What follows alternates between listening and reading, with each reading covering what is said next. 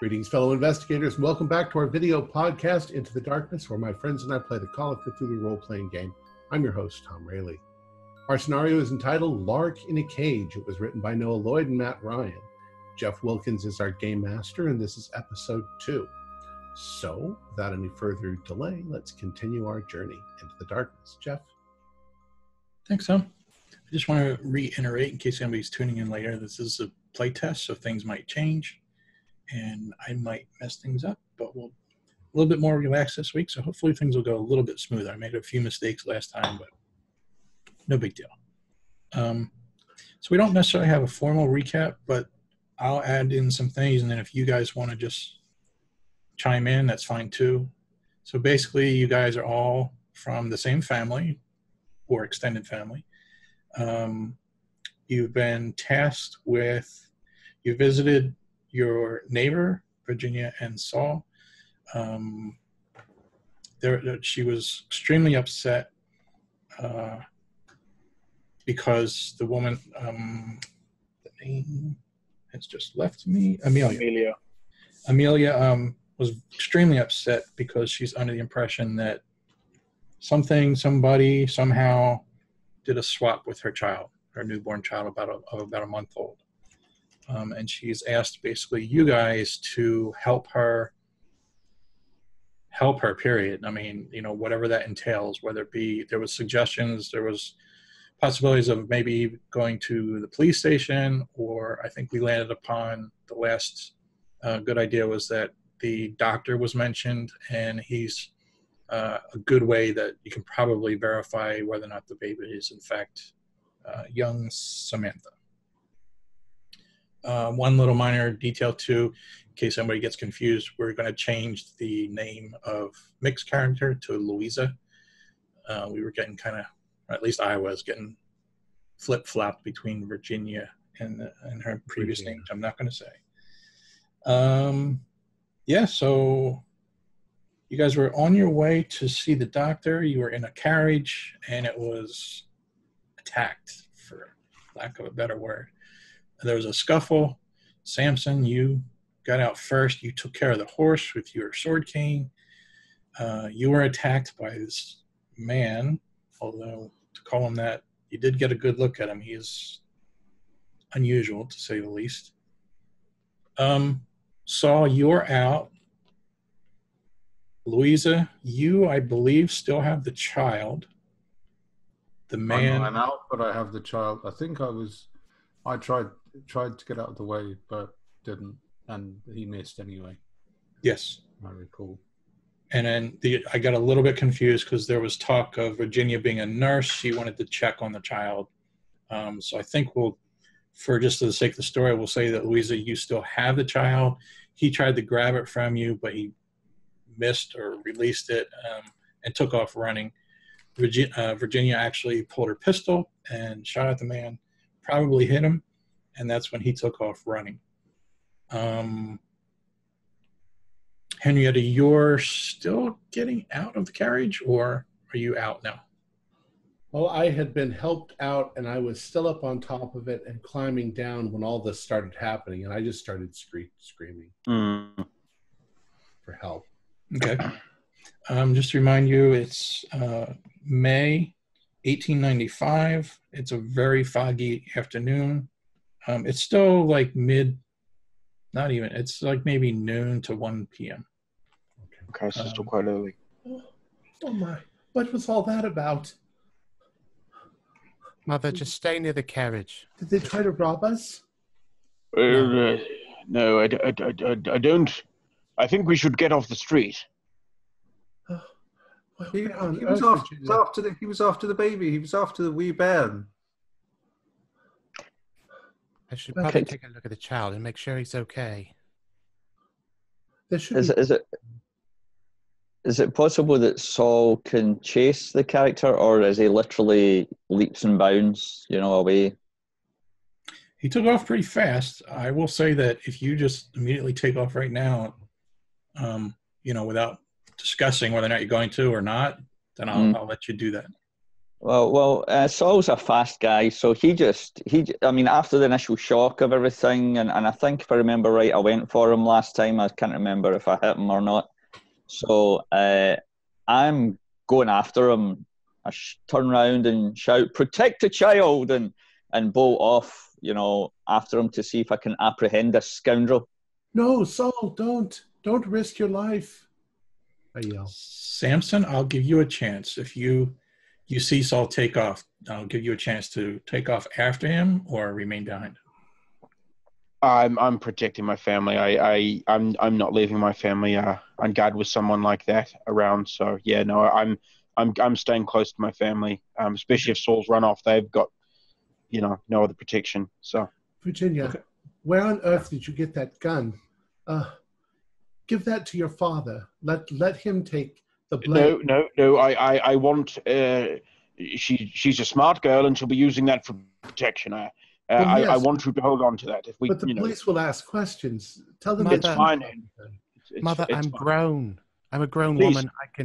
I can handle it. Saul gave it to me, and he taught me how to fire it. We need to get off the street. Let's go find a pub or something, and we can get something to settle our nerves. Come along now.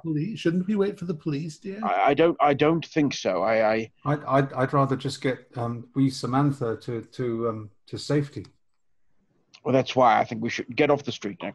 Come along, and I help Henrietta and those, if they're still up on the carriage. I help them down, and I'm assuming I've got probably a slight limp from where I've been hit in the knee, but nothing too bad.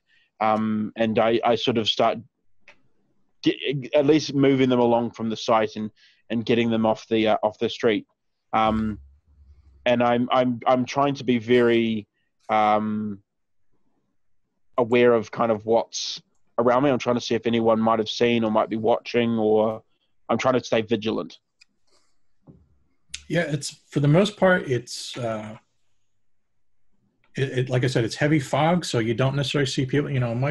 There could be people 50 yards down the street, but you can't see them at this point.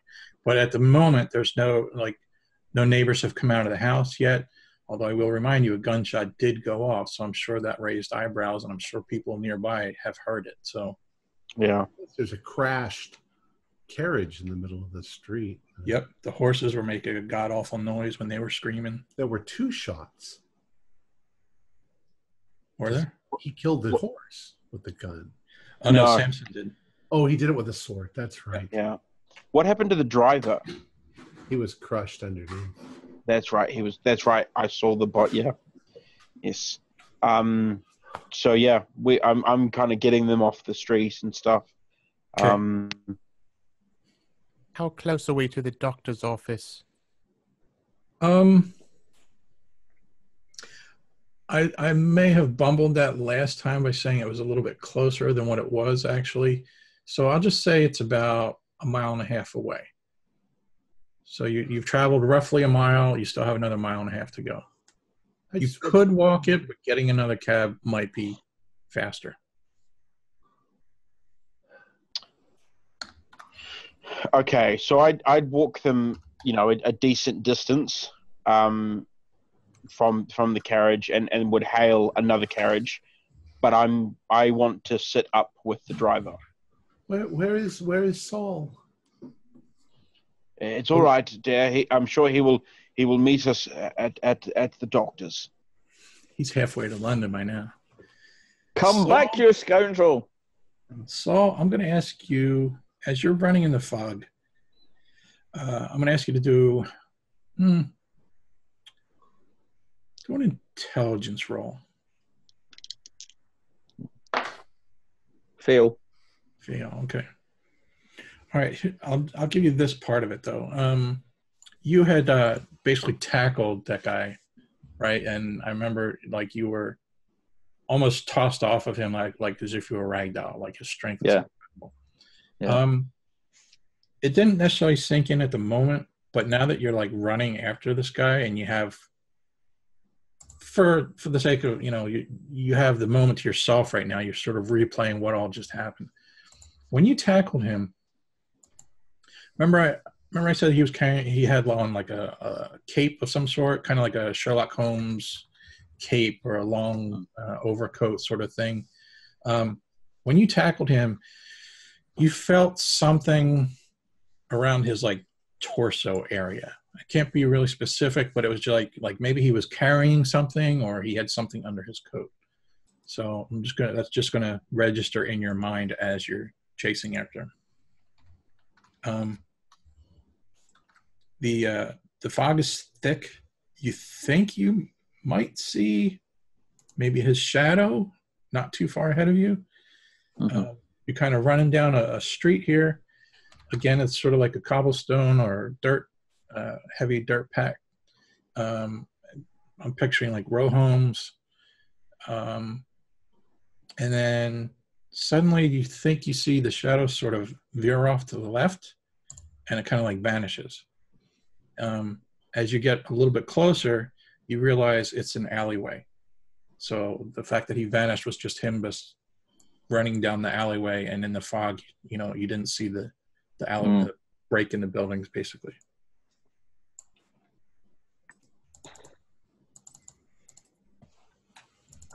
Saul skids to kind of a halt at the corner, literally kind of slides a bit as he grabs onto maybe a drain at the side of the corner of the building, and he kind of gathers himself for a moment because he doesn't want to be jumped, as can be done in the streets of London by petty criminals. I think he paces down slowly a little bit further. I think now what's playing in his mind is perhaps this could be the alleyway. Maybe he lives down in a basement or, some part of a building hidden away. Maybe we've found where he's come from and we could come back later, but maybe just a few yards at kind of walking pace down to see if there's any shadows, but very aware. I think what Saul would maybe do is, as I'm going into the alley, if there's anything happens to be lying about, because I've not got any weapons or anything like that. So a bottle or, a bit of wood or something, just in case somebody leaps out at me in the mist. Do a luck roll.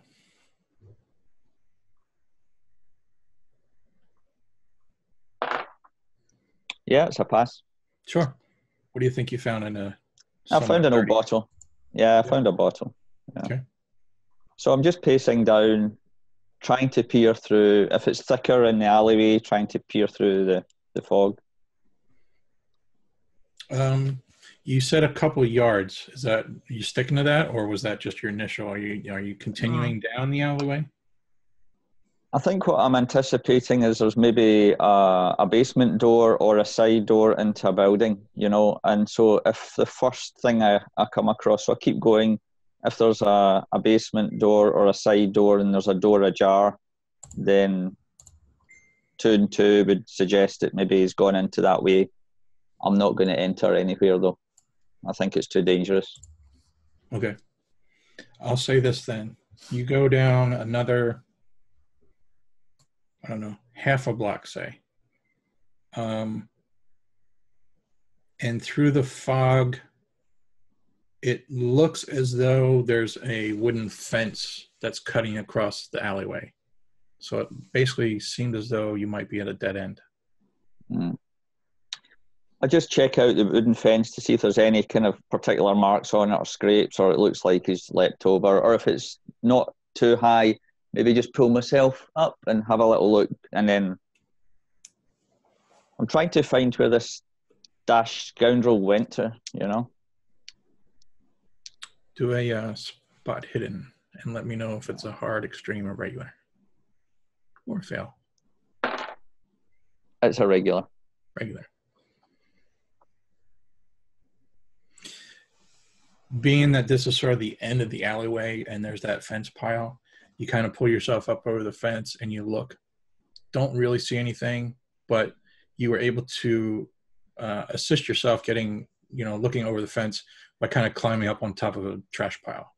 Some discarded boxes, maybe an old chair that was thrown out there. It's kind of a refuse pile.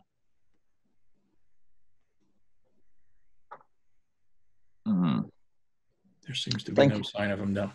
Yeah, it's too dangerous. Okay, so on the way back, I head back to where the scene of the incident was.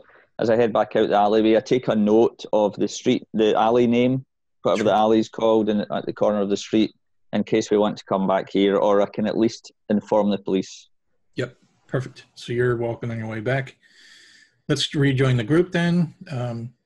What are you guys doing again? Did you already take off to go, or are you kind of? I guess what I'm asking is, it would make sense to you that the police are probably on their way. So the question really is, do you want to wait for them and possibly explain everything that happened?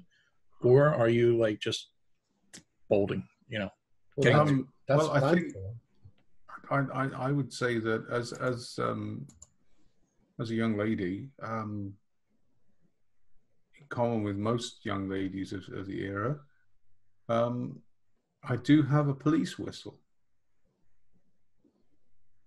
It was common practice for young women to carry police whistles with them in case of moments of distress, just like this. I think really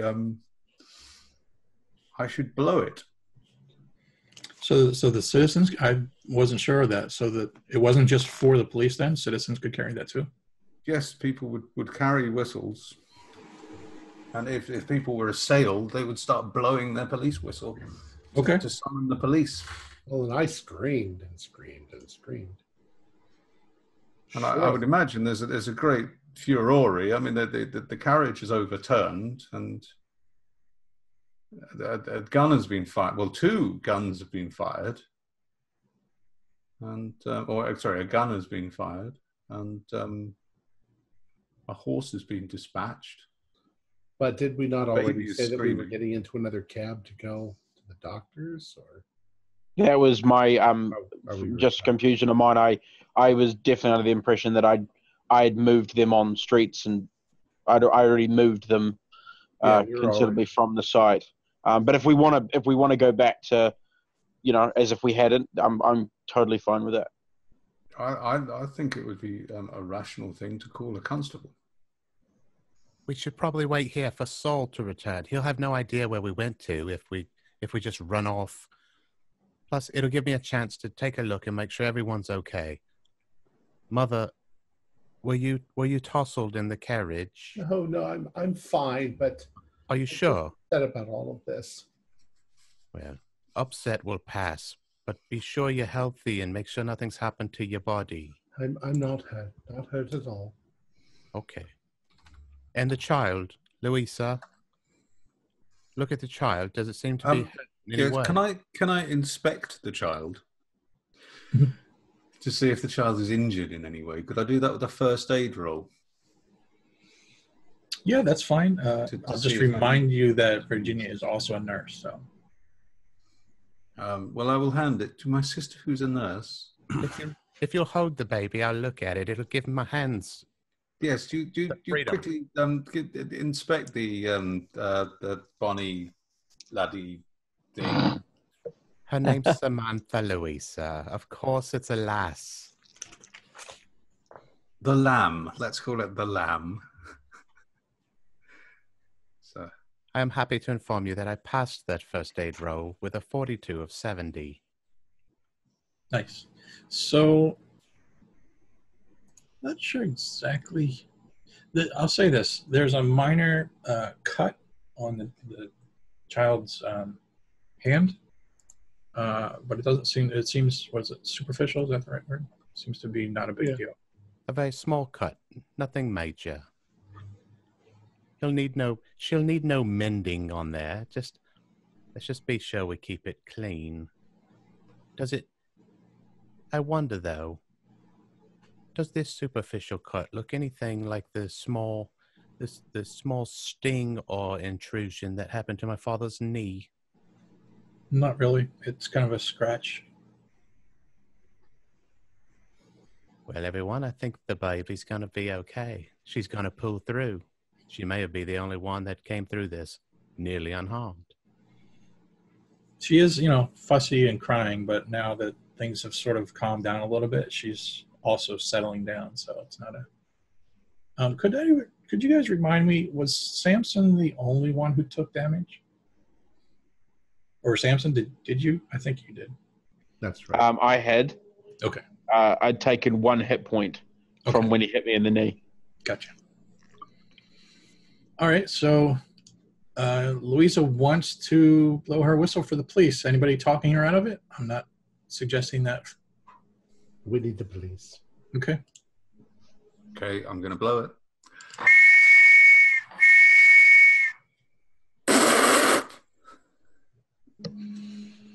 Little spitty at the end there, Louisa. I think the P came out at the end there.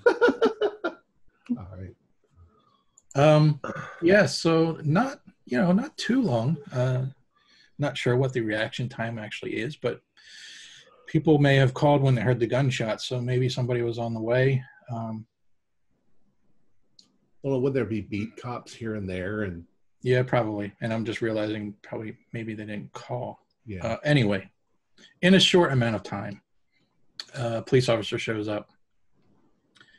And he starts to, what happened and what's going on, and he's looking to all of you to respond. Oh, it was a terrible accident, you see.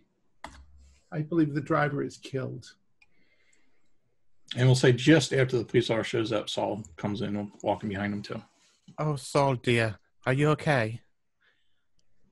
Yes, my dear. I'm just a little bit out of breath. I couldn't find that scoundrel. You're a hero anyway, Saul. You're a strong, strong hero. It's so brave. Saul's chest goes up another 2 sizes. Thank you so much, Saul. You take My care darling. of family. I will do my best for the rest of our lives to look after you. My hero. Officer, we were assailed by some manner of madman. Madman? A madman, some lunatic who after I don't know if he caused the crash. We didn't see, but after the crash, he began to assail us, and he attempted to snatch this poor child. I believe he wanted to rob us. There were reports of a gunshot.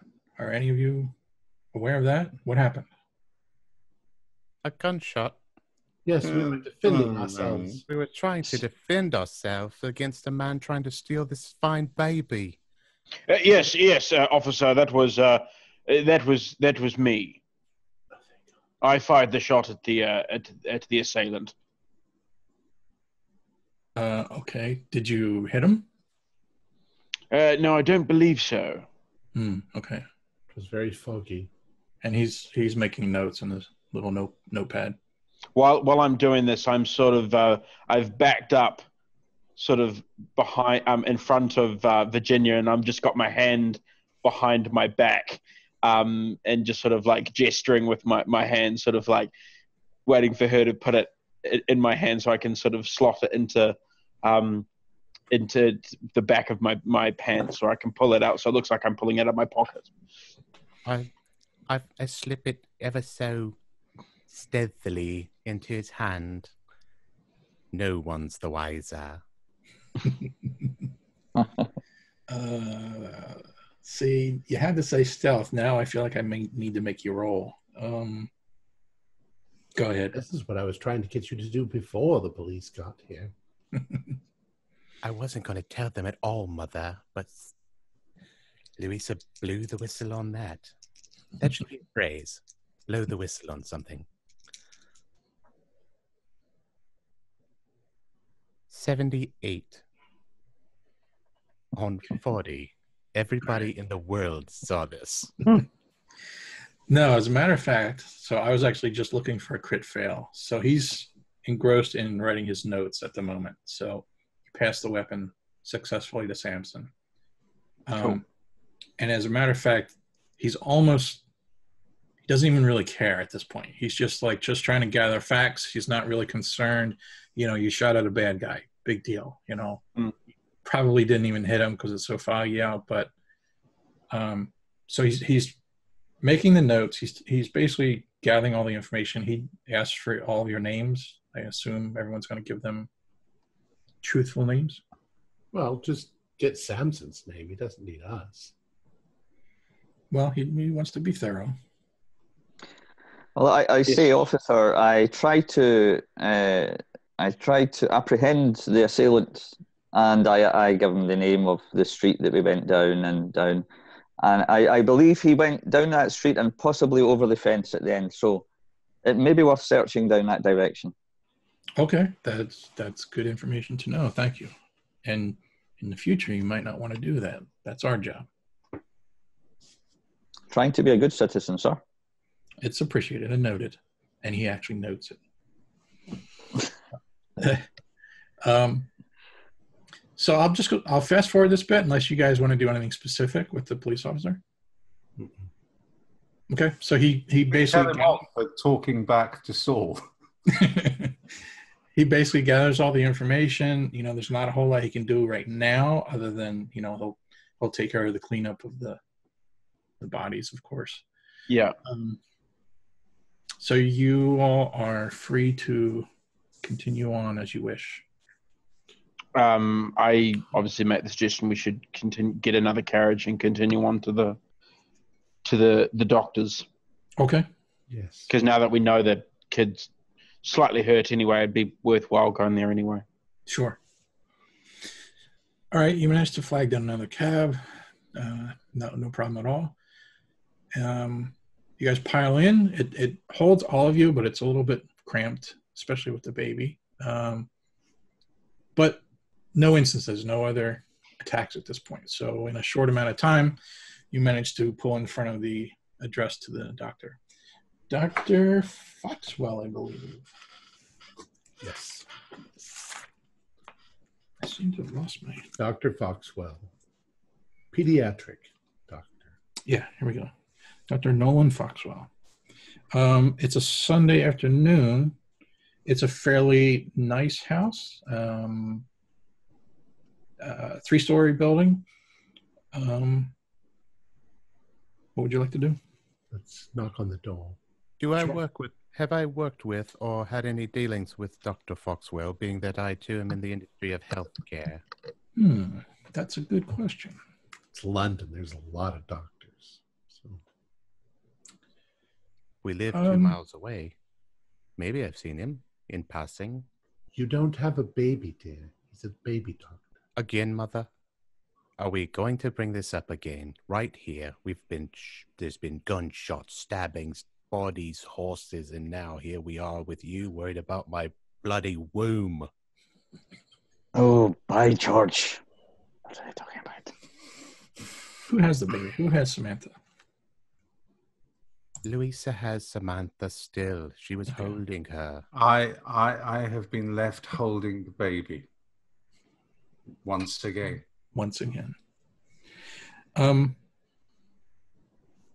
Yeah, you go up to the front door. You knock. No reaction. At some point you knock again. And then you hear some footsteps coming. And the door opens, but it only opens about 2 or 3 inches. And you see a somewhat small guy come kind of like peek out almost. And Doctor. Hello, little fella. Is the doctor at home? Okay, not that small. Does he have large hairy feet? Is he wearing like a silk riding hat? And carrying a whip? No, he's actually a well-dressed gentleman. He's got a nice little curly mustache, slightly balding. And I'm the doctor. Can I help? I'm sorry, Virginia, you asked about the... Can you do a knowledge roll? Sure.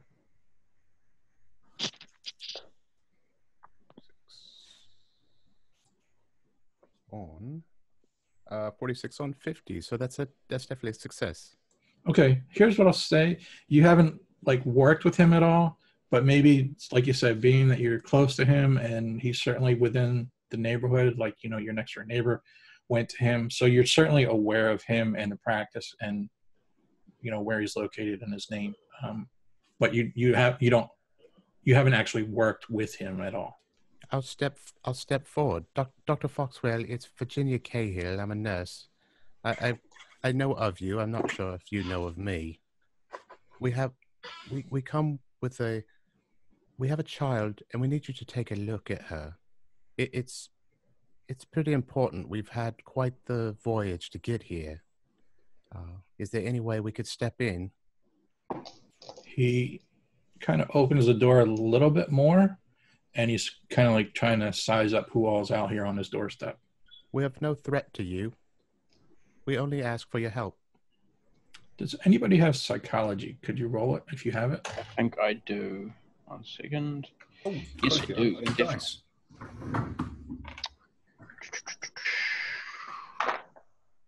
That is a pass. Just a regular. Okay. I think I conveyed it, but just in case I wasn't clear, you can tell that he's on edge. You know, it looks like he's upset or afraid, or there's something not quite right by the way he's acting. Right, I say, Doctor, is everything quite all right? I mean, we've come to your door. We require assistance, and you seem unwilling to assist. It's not like a doctor. Is everything all right? Yeah. He kind of calms down a little bit now that he's seen the group of you. He's like, I do apologize. Please, come in. Have a seat here. Thank you, and Doctor. He opens the door, welcomes you in. Mm-hmm. You kind of walk in. It's a nice like entry, like a parlor almost, with like several chairs, almost like a waiting room basically. There's a little hallway that goes down, and you can see there's a series of maybe 3 or 4 doorways.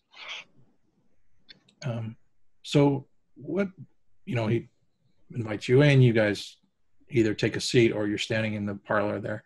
And so what seems to be the problem? How can I help? Dr. Foxwell, you're the physician for the Gregorys. Is that correct? Gregorys. Amelia and Philip.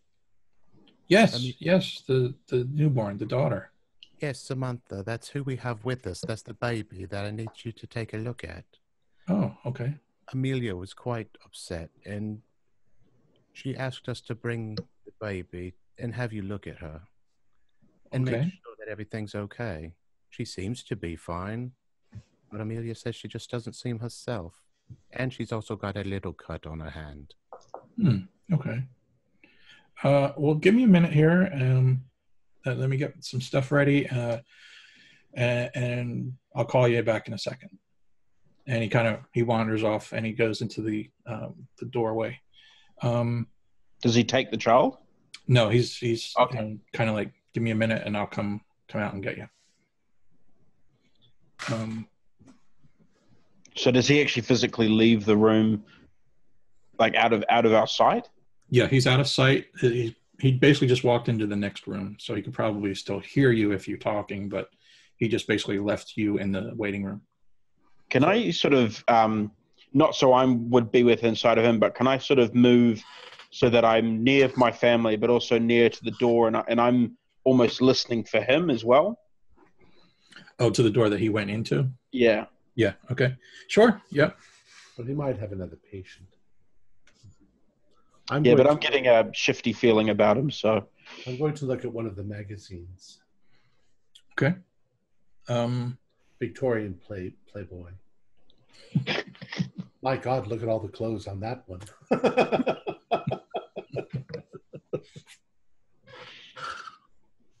I say, Mother, you shouldn't look there. There's an ankle showing. Yes, I see it. It's horrible. She has huge ankles. I've never seen ankles like that before. Father, you said you got an uneasy feeling. I whisper to where the man behind the door cannot hear me. Father, you have an uneasy feeling. I can see it in your eyes. Well, yes. I mean, it's not very proper for a doctor to not let patients in as quickly as he only did it once I questioned him, and something doesn't feel quite right about this. I'm just unsure. I want to take every precaution, especially after what's just happened to us. I think I hit the man. When I shot. Do you think maybe the man is here? Did Well, when she says that, so did he go through a door or just a doorway? Like he's gone through, or has he actually gone into another room and closed the door? He went into the other room and he closed the door, but the door did not close completely. It's about an inch open. Okay, I'm going to go not to the crack, but I want to go up to the door and listen very intently and see if I can kind of see through the crack a little bit. Okay. Could I ask you to do a listen roll? Sure. That is a pass. It's just standard pass. You basically just hear some shuffling of papers, some maybe he's straightening things up or getting situated. There's nothing, there's no talking. There's nothing that gives you any pause as to he's acting weird or strange or. Okay. Can I see normal. anything through the gap in the door? Not really. Okay.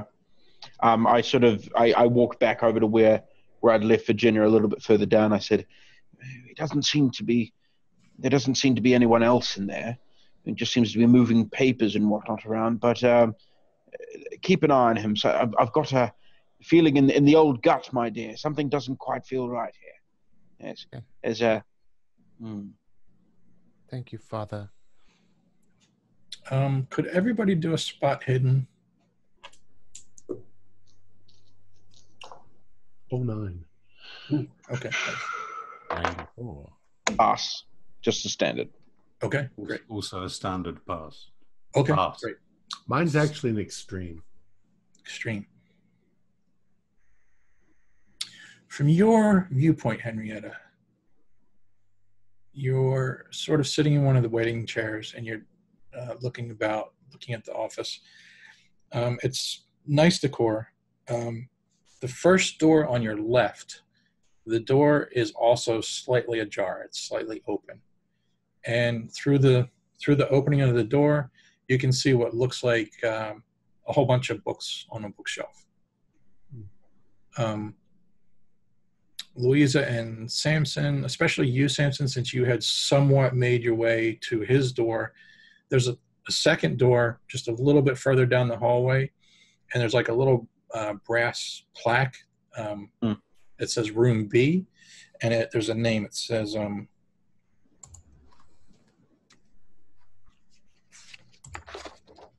a second. Raymond Flanagan.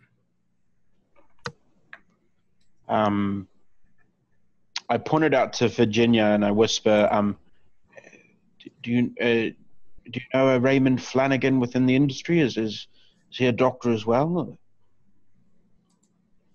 Virginia's not aware of that name. I can't think of anyone by that name, Father. I look back at the door to see if I can hear or see him coming. And if I don't, I'm going to open the door and peek in.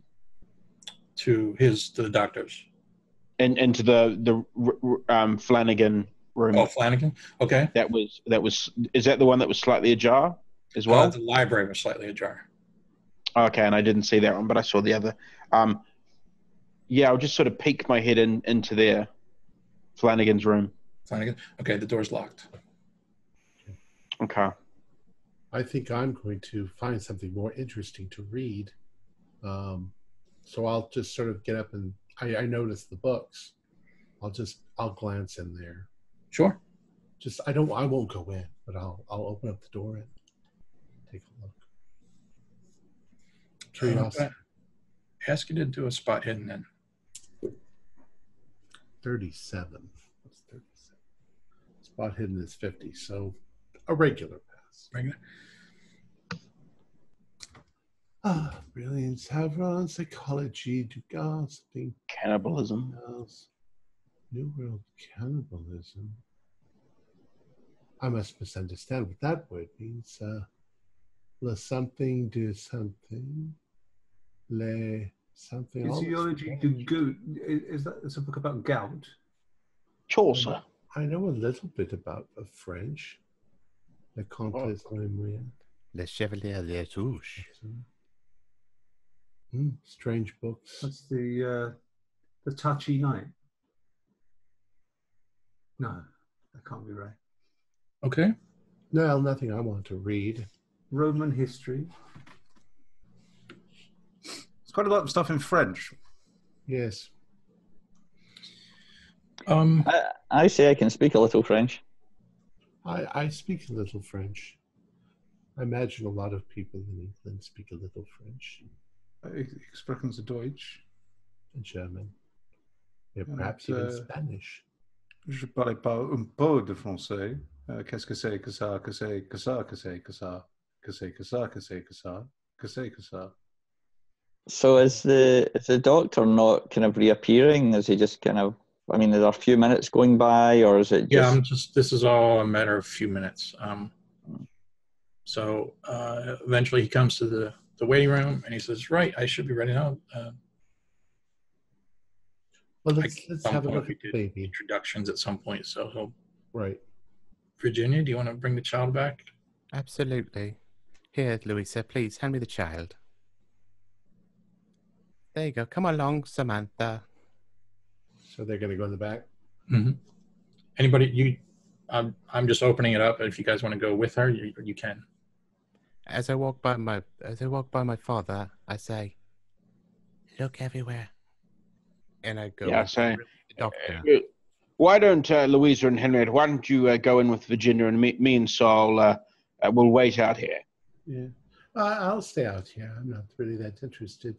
The doctor doesn't need all those people in there. We'll be fine. So We'll be fine, Father. We'll be fine. Samson, does the doctor have a smoking room? Doctor, do you have a room where me and Saul could smoke? It's called the waiting room. Yeah, probably just the waiting room. It's all right. Try. It's good for the health, you know. Samson. Samson. Fortifies the lungs, makes them good and rubbery. Samson. Yes. I have a question for you. And I say this rather quietly. Yes, my dear. Saul, you can come too. What does the word cannibalism mean? Well, my dear, that is the when one species eats its own kind. You know the natives. Chicken? No, the natives. You know, in darkest Africa, they put people in the big pot and eat them. Hmm. It's horrible stuff. Why do you bring it up, my dear? There's a book in the doctor's library that said something about New World cannibalism. Now, surely not the New World, if that's what it means. I check that they've gone in and they closed the door and so on and so forth. And if it is closed, I'm going to go into the library and take the book out off the shelf. I think as Samson's doing that, I'll have a look because notice maybe the French titles, just intriguing from a language point of view. Have a little flick through them, maybe. I assume, Samson, you're opening the book, or you're just looking? Yeah, no, I've taken it off and I'm opening it to look through it and stuff. Pamphlet on the New World Cannibalism. A pamphlet by Dr. Graves on the cannibalism in unspecified pre-colonial Colombian tribes. In my estimation, cannibalism, as practiced by certain New World tribes, was less interested in absorbing their enemy's power than in nutrition. They hunt the buffalo when the human is composed of precisely the right ingredients to remain healthy. Okay. Oh, so New World is referring to the Americas. Right. Yes, Mother. Yes. Strange stuff. I thought they meant us, as opposed to Africa. So I put the book back on the shelf. Is there anything else in the room that looks out of place or? Well, I know that Saul said he wanted to check some of the French books, and I'll just let you know, Saul, there's nothing in particular about them. Okay. A bit of a strange book to have in a doctor's study, but Indeed. Well, you know that that I read that they did once doctors used to prescribe bits of mummies and things as medicines. Ugh. Used to? I think they probably Yeah. still do in 18. That was in a book that the Mrs. Stevens lent me. You Well, need to stop reading such things, Louisa. Yes, Louisa. Murderers and now cannibals. And I've only just learned what the word means. Well, I think it was more to do with the fact that the mummies were preserved with bitumen. There was another book on the That shelf, made you regular. the one about the diseases in corpses. Okay, Could I have a look at that one as well? sure. It catches my eye because I think it was next to the one about cannibalism. Do a knowledge roll. Okay. Ooh, 19. That should be more than enough. Yes, yeah. It's a hard. Okay. A study on the effects of degenerative caseous sickness in corpses. A pamphlet by Dr. Graves on the caseous sickness caused by rapid changes in pressure, often in laborers working underground. The bubbles in the bloodstream remain almost animate for a short period of time, winding their way to the epidermal surface, dancing like sugar plums around the extremities, causing small spherical protrusions, even post-mortem. I, Dr. Wainwright Tamora Graves, welcome correspondence with the subject at the following address, 55 Blair Street, Popular, London. I make note, obviously, of the address. Okay. And I sort of take the book and I go, Saul, what do you make of this? And I hand it over to him to look over as well. And I say, it sounds quite similar to those poor folk working on that tunnel. yes, now that you mention it, yeah, it does.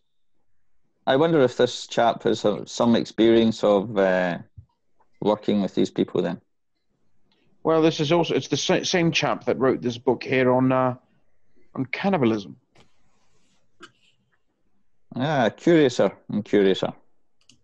Yes, I say. You say there's an address there for this chap? Yes, I've got it here. And I show him the address. And I as I said, I take note of the address to make sure I remember it. Mm-hmm. Would we recognise where that address is, Jeff? Or is it anywhere near where we've been around today? Let me see if I can share a map with you. Just on the off chance it was close by. So this, by the way, this was done by Matt Ryan. So this is an awesome little map here. So he's got these nice little, you're at Dr. Foxwell's office right now, which is number 3. 3. Yes, 3, across the river. Deptford Creek. Your house is right around the D here in Deptford. I'm not sure if you can see my mouse, but Okay. Yeah, we can see. And where are the tunnel works things going on? the tunnel work. Pointing at it like you could say. Well, remember, we don't actually have a map in our hands in the story at the moment. That's true, but this is where you Tunnel live. works So. very, very close to Dr. Falwell's surgery, I believe. I think you're right, Mick. I'm just gonna, because I just want to be clear though. There's a foot tunnel that is not been built yet, so the actual tunnel. No, the foot tunnel is up kind of by the A in Thames. Okay, that's higher up. Yeah. Okay. All right, so it gives you general. So the address you were given was somewhere up in here, up near. Okay, so a decent hike. Yes.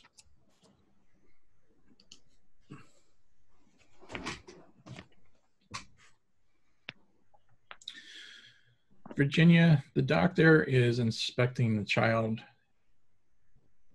It's just a scrape. Yes, his hand. Yeah. It's really not. The hand is not really what I was worried about. More so is just. Can you, without a doubt, verify that this is the child? That this is Samantha Gregory?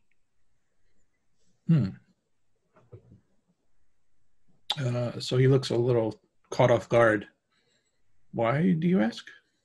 The reason I ask is Amelia is beside herself. I've known her for a long time. We're very close friends. She swears this is not her child. But it looks like Samantha. It seems to be Samantha. There's nothing that would say anyone would have changed this child with another. But she's beside herself, Doctor. I've heard of that happening. New mothers and all that.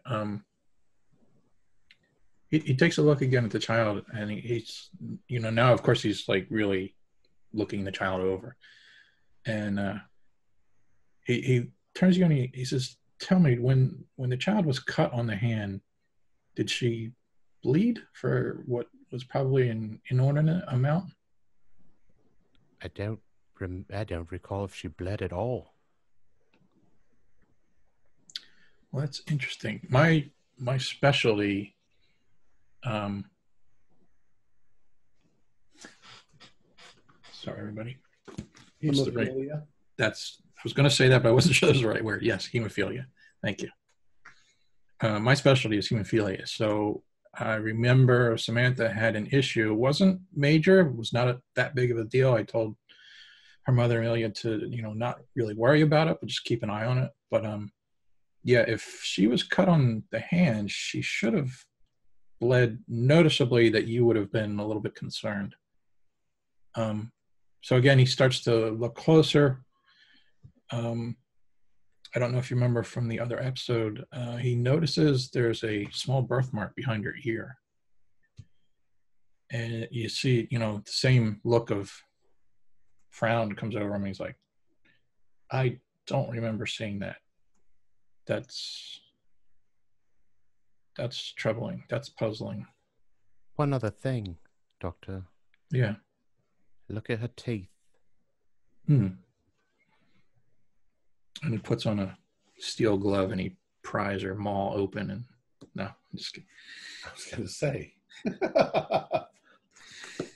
He, pries her lips down, pulls out on her lower jaw, and yeah, he takes notice of the two teeth coming in. He's like, well, that's also strange. I mean, none of this is really concern of overall health, but for a child to get their teeth coming in so soon, that's unusual.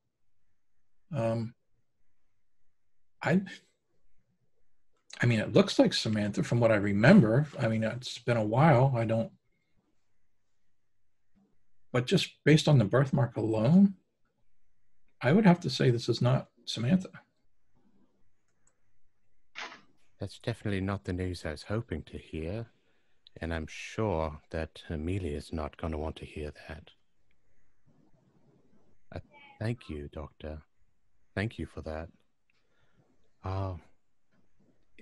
Is there any way to identify this baby? Do you know of any other baby who had the birthmark that you could recall? Ask that again. I'm sorry, I didn't quite hear it. Did you know of another baby who has the birthmark or possibly the teeth? I know it's a lot of things to throw at one, especially after seeing that this one may not be the child we're asking about, but you would think that a child with such characteristics, to put it nicely, because it is a baby. I hate talking terribly about a baby, but it's like a small monster, really, with the teeth and it doesn't bleed. Just to be clear, she did bleed. It just wasn't profusely. It was just a normal scratch. So disregard what I said about the bleeding. The teeth, yeah. She's like a monster. Yeah. I mean, I haven't seen anything else or anybody else come in with a similar case like this. So this is new to me. One more thing, and I don't mean to just bang you with questions here. I know it's Sunday afternoon. A baby with hemophilia, I do know a little about medical jargon. That would be a baby who requires special care, and if cut, even in the slightest way, would more than likely need medical care immediately. Am I right? Yes, but there are varying degrees of it, so it's not something. I tried to tell Amelia to just be aware of it, and of course, she's not that far away, so she would be able to come to me if when needed. Is that what you're getting at, or? Well, more than, I guess I just wanted to know if anyone would bring, if in case this is not Samantha, and I'm not saying it isn't, but if it's not, then Samantha is out there somewhere, and if she were cut and bleeding profusely, even in the smallest wound, someone would rush her to a doctor or hospital. So you would probably hear that because you are the hemophilia specialist, and I'm guessing there's not too many of those in this area. Right, I understand what you're saying now. Yes, I believe you're absolutely correct. And have you heard any, obviously you haven't heard any, maybe, I don't know. Have you heard anyone coming with such a problem? I can't say anyone has approached me about that, no. I thank you, Doctor. Thank you for your time. I really have nothing. I have no other concerns. I just really don't know where to go now. How do I approach a woman and tell her that her baby may not be her own? Well, I mean, getting down to its core basics here, I mean, if what Amelia is saying, which at this point I tend to favor what she's saying, I'm seeing evidence here that I would believe her, which then means, it's a case of kidnapping. It might be time to get the police involved. So very bittersweet. It's like, yes, Amelia, you're not crazy, but then again, it's not your baby. Correct. I guess nothing left to do now but walk back out and let my family know. Fill them in on what's happened. Could you do a spot hidden, please? Absolutely. 93. Oh, no. Okay. So... You didn't see that third eye right there. So I'll get Samantha put back together, put a baby dressing back on, whatever she happened to be wearing, and I guess I'll make for the door with the baby. Yep. But I want to talk loud enough and let him know, thank you, Doctor. I'll be leaving the room at this time with Samantha, and we're coming outside now. So that everyone knows. Zane, you're muted. Once, obviously, while that's all going on, we've done the library stuff, but also, I just asked you in chat if there was an upstairs. You said there was a locked door. So just clarifying, there's a locked door that probably goes upstairs, and then there's the locked door to the other doctor's office. Correct. I sort of asked Saul if potentially he could assist me in getting both doors open, and if I potentially went and searched upstairs and he searched the other doctor's office. Oh no, Samson, you can't do that. It's fine, dear.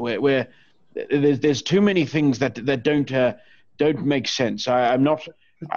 Man's house. You can't just go snooping around. It's fine. I'll tell him I was looking for the bathroom. It's not a problem. It's right there. Samson, Saul, please. Yeah. Well, certainly, I'm quite skilled at, messing about with locks. I've had some experience with not breaking and entering, of course, but padlocks and such like. I could try opening one of the doors while they're looking at the baby. I don't know why we need to do this, though, Samson. I know you're a little bit concerned, but this is a doctor's house, Well, Virginia told me before she went in, she said search everything. So I'm just doing what I'm told. Well, a flight of fancy, you know. So yeah, Saul maybe looks at the. Do you want me to try the other doctor's door? Yeah, Or do you sure. want? Do you want I'll keep watch. So I take my penknife out and kind of mess about with the lock. I'm thinking maybe I should faint. And then when the doctor is helping me in the other room, I go like that to you guys. So. Well, this is all while he's in there with Right. Virginia. Okay. Yeah. My husband. The things It's kind of like when, we were all role-playing and Mick was stealing the money and just no one knew about it. That's what we're doing now.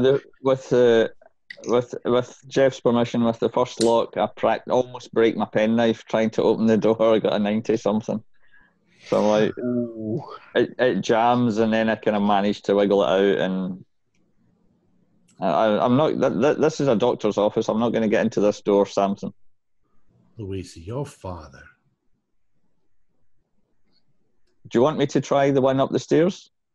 Why not? They've got nothing to lose. I hope the penknife doesn't break this time. You kind of skimmed over that 90-something. Was it a 96 or higher?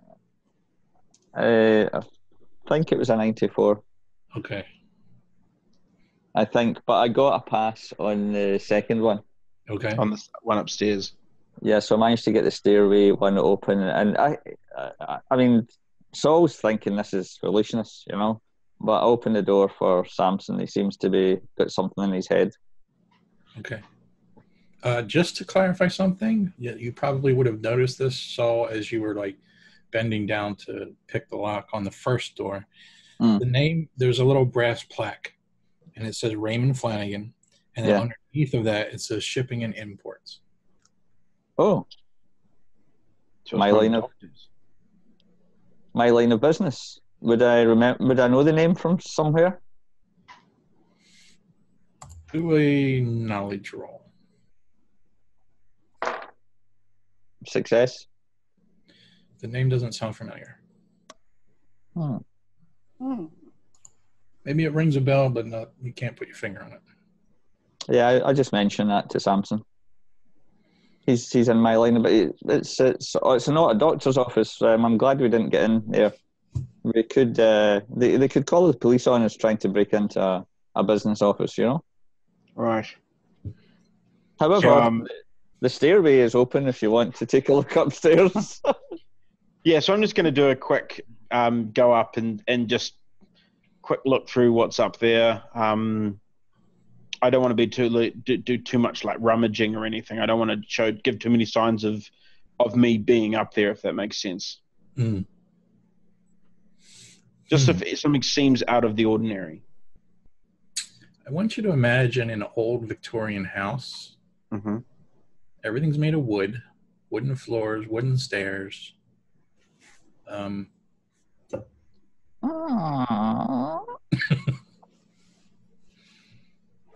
Yes, but it's a Victorian house, which means it's brand. It's a new house, yes. Brand. It's a modern home. But it's also full of things you can knock over. That's true. So Lots of first of all, jardinières and aspidistras. that. Grande. So just to be clear, you would know this probably even before you went in. It's probably, it's highly likely that the first floor is like the office area, the waiting room, and everything like that. So the second and third floor, it's probably where the living space is. So you still want to go up though, right? You're breaking into the guy's house now. Go and have a lie down in his bed, Samson. You've had a very busy day. We're in London, so what he meant was the ground floor, the first floor, and the second. Yeah. Yeah, I'm gonna go. I'm gonna go with my gut. Okay. All right. I'm going to ask you to do let's see. I'm going to ask you to do a stealth roll, but I'm going to be nice about it. So if your dex is higher than your stealth, I'll let you roll a dex instead. They're exactly the same. Okay.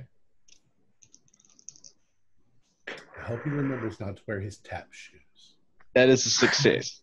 They're just Success. irregular, but it's a success. Yep.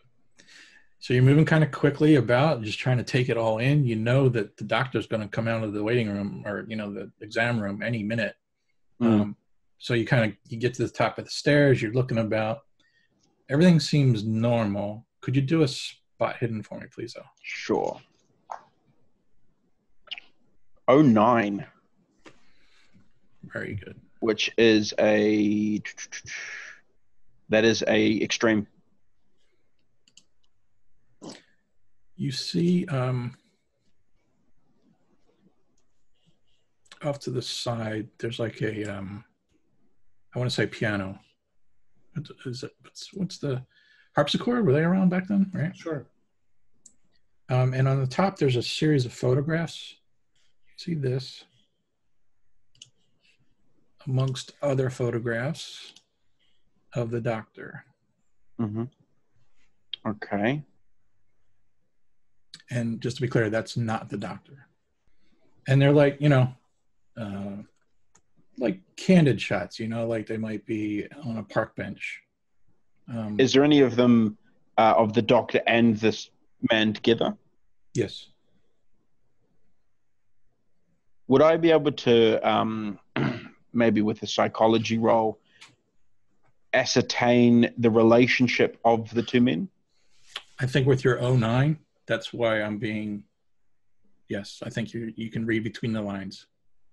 Ah, okay. All right. So I'll make a note of that.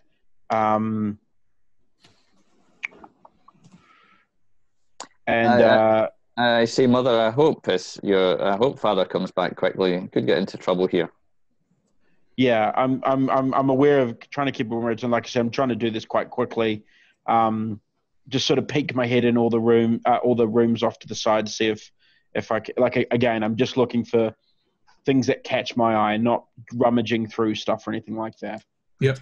Saul, this is not the first time. I'll just say he's getting a little old. And does he normally go about people's houses, rummaging around rooms? Ever since he read that stuff about Sherlock Holmes isn't written yet, is it? Damn it.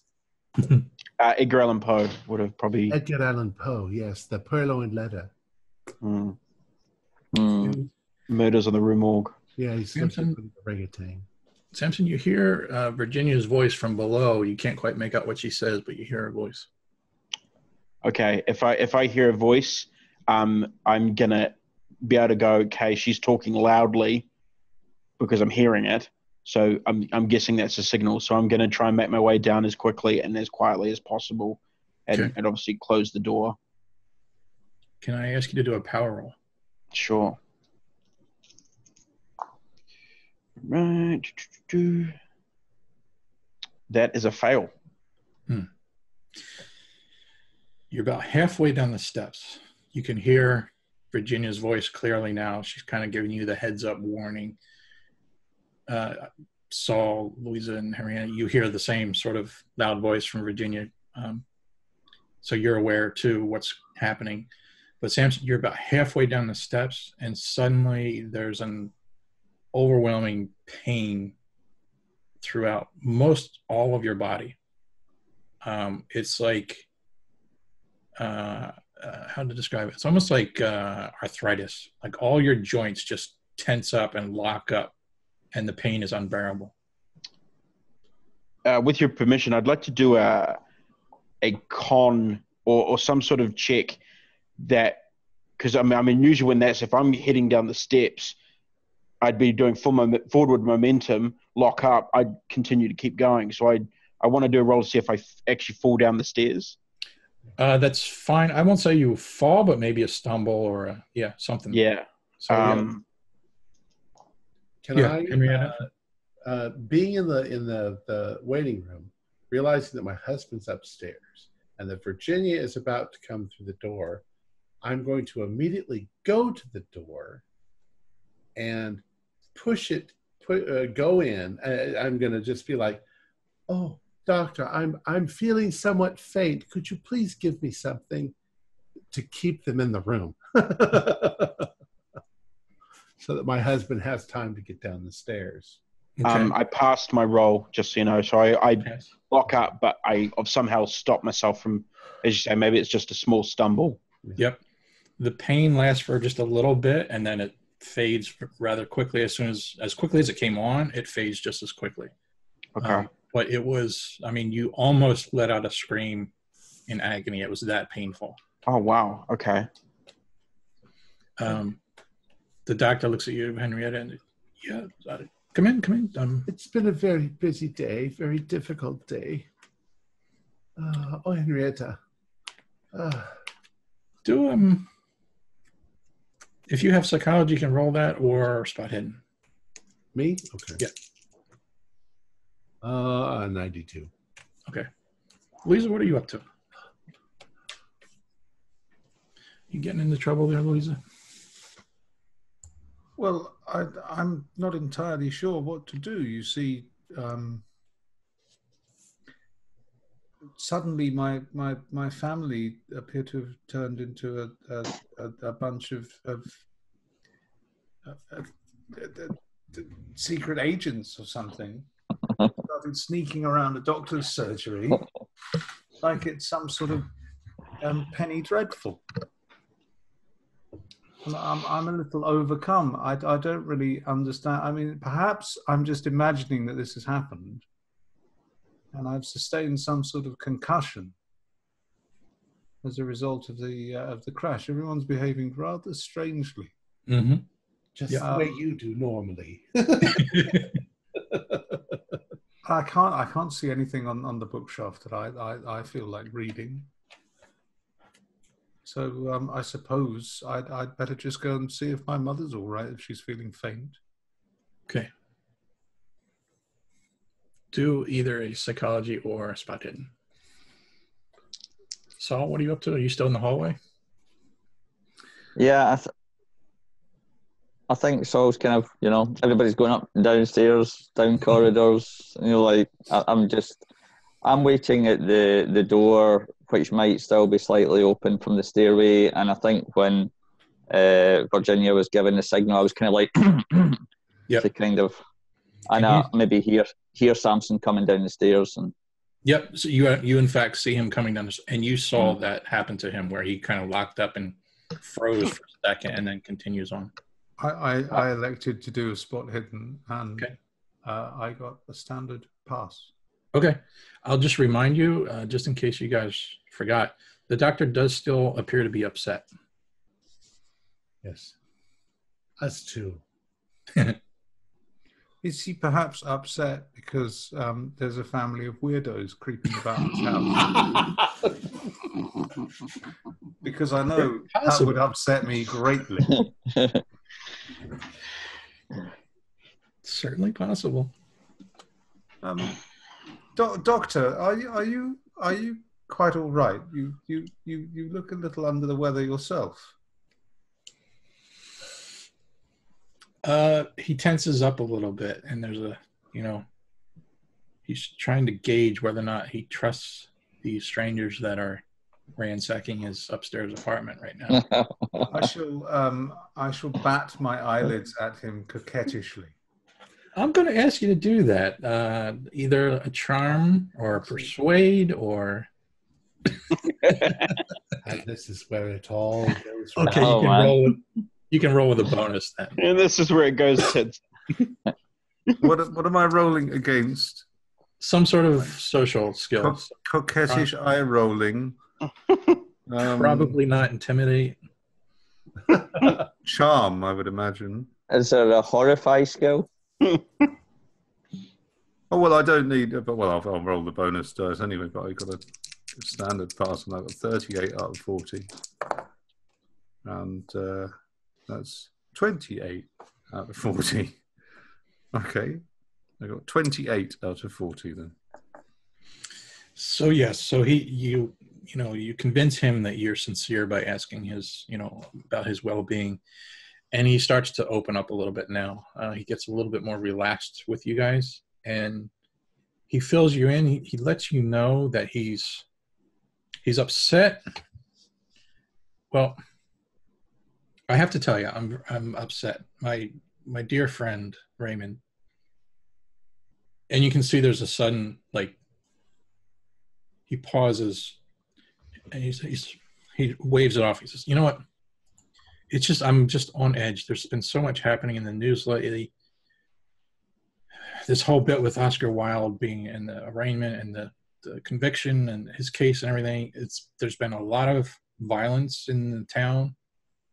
People have been attacked for no apparent reason. Well, I'm afraid something happened to my Raymond. He went out for groceries last night and he didn't come home. And I'm just worried. I don't know where he is or what happened." Oh, I see. That's terrible. That sounds terrible. Have you talked to the police? I haven't. I don't know who to trust. The police. I wouldn't bother. The police don't seem to show up when you need them. That's true. I'm feeling much better now. Good. I'm assuming I've got down the steps and out at this point. Yeah. Doctor, there's one other thing, and I heard my father stumble a bit, and it made me think of it. Is there any way you could take a look at a spot on his knee? It seems the man who assailed us may have poked him with his cane, and it looks a little odd to me. It had just a bruise at first, but it was a bruise so quickly formed.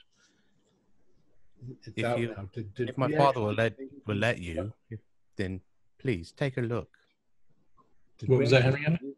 Did we say anything to the doctor about being assaulted on the way here? We had a hard time. We have now. Well, shit. I've let the cat out of the bag. Oh. Okay. Why did you have a cat in a bag, my dear?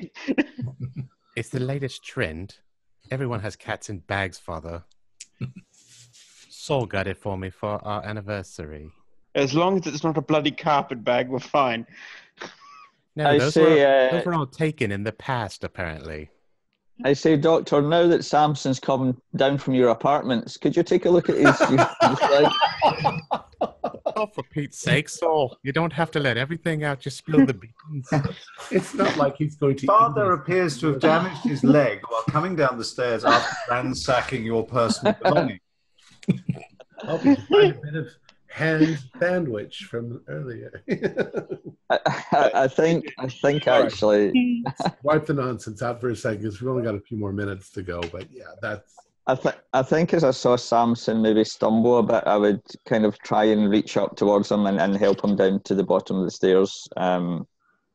Is there anything, visibly, apart from he looked unwell immediately, is there anything visibly amiss?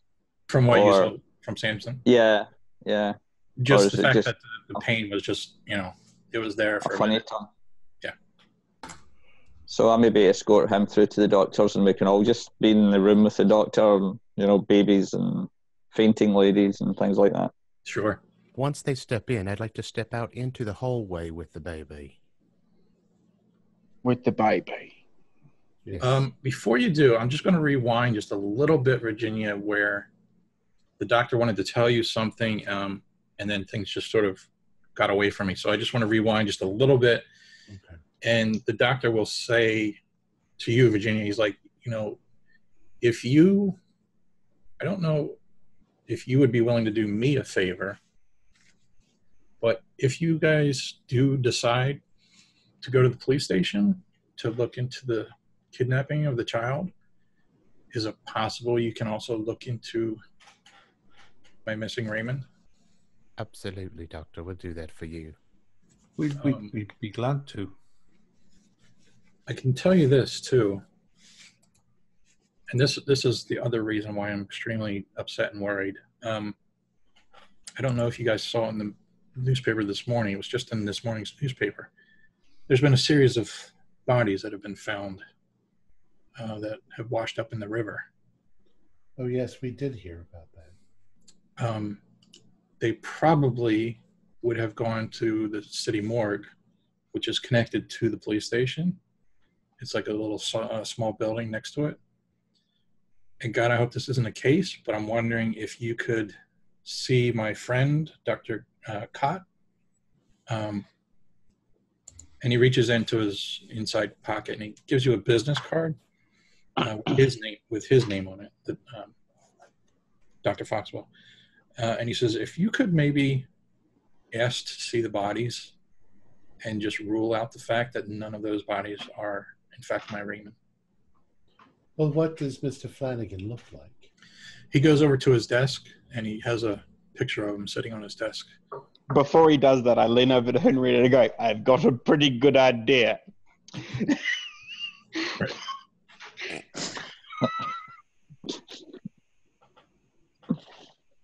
Yep. He gives you he gives you a small photograph. He takes it out of the frame and hands you a photograph. Is that a nude photograph? No. No. When he hands it to this one, he goes, oh, yes, I've already got this one.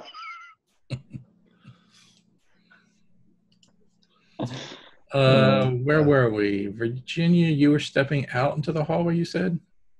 Yes, while everyone else is inside the room, and the doctor's obviously pinned in there with all the shenanigans afoot, I'm stepping outside into the hallway with the baby. Sure. Any particular reason, or just trying to get out of the fray? There's a reason, sir. Oh. Because out of all the rooms, I believe there was one we didn't check the door to. And it's the one all the way down the hall and to the left, if I remembered the layout correctly.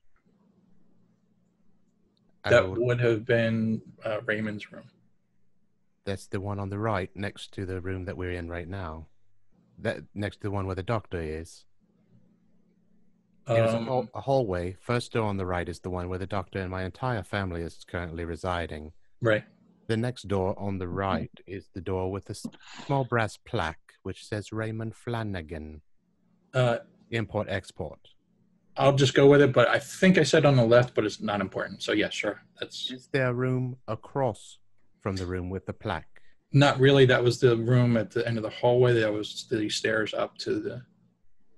So it's pretty much just the three. It's the waiting room, the doctor's office, Raymond's room, the library, and the stairways up. I was just strolling in the hallway with the baby then. My architecture is very poor. So many rooms. So many rooms. What I would like to do is take a look out and see if there's any doors that are open now that weren't open before, possibly one that leads elsewhere. And if it like is, the one upstairs? I'd like to put the door back to where it was. Okay. Well, yeah. of course, yeah. Maybe Samson in his rush forgot to close the door behind him, so possibly. I don't know. Mm-hmm. I'm just tidying up a little. You know how you do when you're just waiting for your family to come out of a room. If you're getting lots of free medical advice. Oh, we haven't even found the billing department. Samson, Virginia set up the whole about your leg and the cane. Did you want to go through with that? Yeah, sure. So, here you go, Doc, and I roll up my pant leg and I go, the bastard stuck me with his cane, but the bruising does seem to be quite severe, quite quickly. Don't you think, Doc? Don't look, Louisa. Yeah, he takes a look at it, and yeah, I mean, it's only been a short time, and yeah, it's almost a purplish black and blue at this point. Has it gotten worse since I last checked it? Since you last saw it, yeah, it looks worse. Doesn't necessarily feel worse. It looks worse. Well, I did just have a massive pain attack as well, though. So I'm sort of, in my head, I'm going, it's probably somehow connected to that. Mm. So he, did you tell him about the pain? I'm going to do it. So I guess just before I was sitting in the waiting room and something came over me and all my whole body locked up and I had the worst pain. I almost cried out. Mm. Samson? Oh my. Could it be a heart attack? No, I don't think so. I didn't have the shooting pains. Saul, you saw me tense up, didn't you? Yes, it looked like your bones. Oh my goodness. Samson, you should sit down. Sit down now, please. Oh, doctor, I'm so sorry. We came in here to have you check the baby, and it's turned out that everybody's getting sick. Saul's a wee bit up to the corridor to see Virginia. I can't stand any more of, close proximity with his mother and father-in-law's nonsense. Saul, it is occurring to you that, you're asking him to work on a Sunday. Yeah.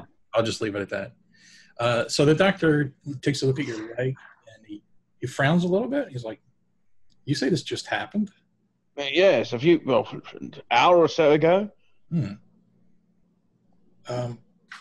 He's looking at it, and he's like, looking at this bruising, I would say this happened, 2 or 3 days ago. He pauses, and he goes over to his desk, and he comes back with like a magnifying glass. Mm-hmm. And he's looking closely at it, and he's like, was there anything unusual about the cane? Well, no, it was so quick. I'm not sure. I just got hit with the cane, but not that I know of. Why? If I didn't know better, it looks like you were stung. Well, it did feel like a bee sting. Yeah, bee sting. That's what I would have said. Is there anything? Can you see anything in the wound? And he starts like poking a little bit, poking and prodding, and it hurts, but it's not, not collapsing, faint hurt. It's just painful when he starts doing that. He's poking around. He's like, no, it doesn't seem to be anything there. I mean, if it were a bee sting, it might have left the barb or something still in it, but I don't see anything like that. Well, thank you very much, Doctor. I appreciate you having a look. We won't bother you anymore. It is Sunday after all. Be well, and we'll let you know if we have any information on your friend. Yes, thank you, and please be cautious who you tell, what you tell. Of course. Virginia, we're going. Oh, finally. Is everything okay with your leg, Daddy? Well, the doctor did say it looks rather strange. He said it looks as if I would have received the wound a couple of days ago, and he said it looks more like a bee sting than a being hit with a cane. So, yes, a little worried, but nothing for you to worry about, my dear. Terribly odd. Terribly odd. So, are we ready to be off? Yes, let's go. Mother, grab your shawl. Don't leave it here. Oh, my goodness. Almost forgot. So we'll make sure that the doctor's remunerated for his care. Okay. He's such a good man, Mother. Look, he paid for everything. I just want to get home and let all this be part of the past. Come, my dear, don't get too attached to that little baby. You've been patting it for at least half the scenario. The baby needs to know that it's loved, Saul. I think. I don't know. I've never had a baby. Ask my mother. She'll tell you. She'll get used to it. It's a good thing. So you're standing on the sidewalk. It's still kind of expected the fog to burn off. It's a little bit better, but it's still kind of foggy. Samson, get us a cab. Cab. Dear. I'm not entirely sure how I feel about getting in a cab again. Louis, does your whistle work as good for a cab as it did for the policeman? Well, I doubt that if I were to blow it, that a policeman would arrive. And I could try perhaps and hail a taxi cab. Let me just try. Don't.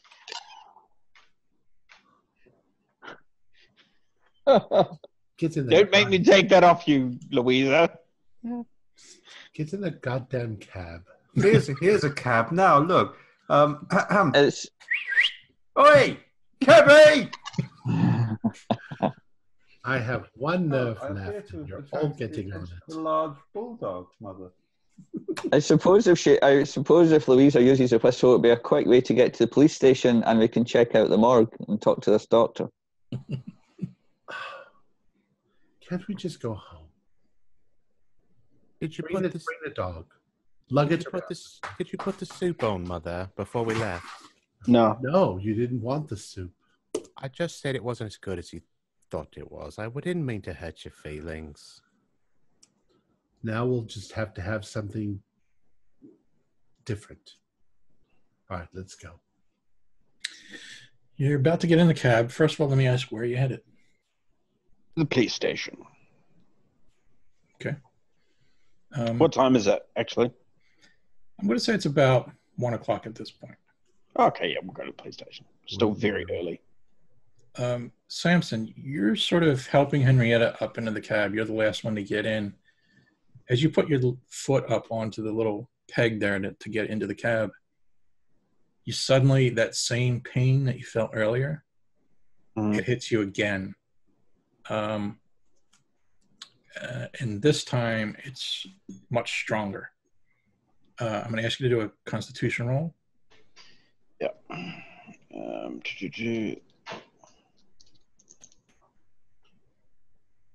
65, which is a fail.